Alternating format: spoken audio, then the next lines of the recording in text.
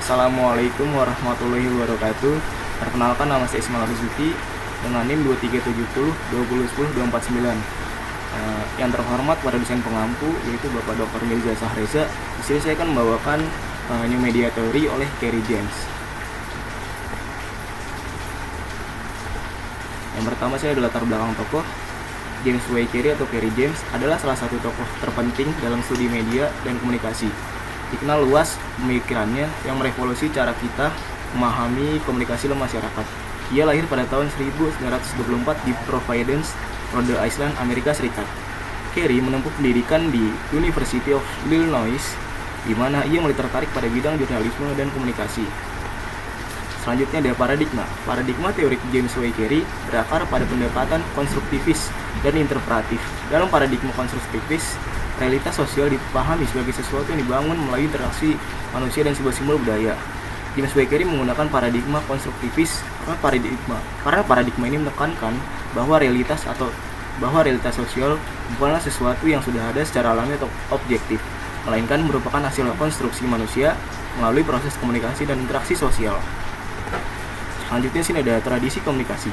James W. Kerry adalah tokoh penting dalam teori komunikasi yang menawarkan pandangan berbeda tentang komunikasi, terutama melalui konsep pandangan berbeda tentang komunikasi, terutama melalui konsep komunikasi ritual dan komunikasi transmisi. Menurut Kerry, komunikasi tidak hanya sekedar proses pengiriman pesan dari satu pihak ke pihak lainnya, atau dalam kata lain, model transmisi, tetapi juga merupakan proses simbolik yang memproduksi, memelihara, memperbaiki, dan mengubah realitas sosial atau model ritual. Teori komunikasi ritual Kerry. Kerry menolak pandangan tradisional yang hanya melihat komunikasi sebagai alat kontrol sosial dan politik. Ia menekankan bahwa komunikasi adalah praktik budaya yang melibatkan dialog, kolaborasi, dan interaksi sosial. Selanjutnya ada tradisi komunikasi dan media baru. Kerry menganggap media bukan hanya alat penyebar informasi, tapi juga sebagai elemen budaya yang mempengaruhi cara manusia mengorganisasi pengalaman dan membentuk komunitas global. Selanjutnya di sini ada konteks historis penemuan teori. Secara historis, penemuan teori Kerry berangkat dari kritik terhadap model transmisi yang hanya melihat komunikasi sebagai pengirim pesan dan berusaha memperluas pemahaman tentang komunikasi sebagai proses budaya yang melibatkan simbol, ritual, dan makna sosial.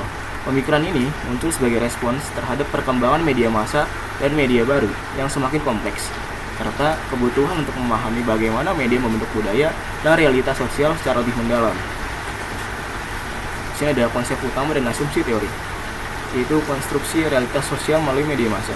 Kerry memandang media massa bukan sekedar penyampai informasi, tapi sebagai aktor sosial yang berperan dalam membangun realitas sosial.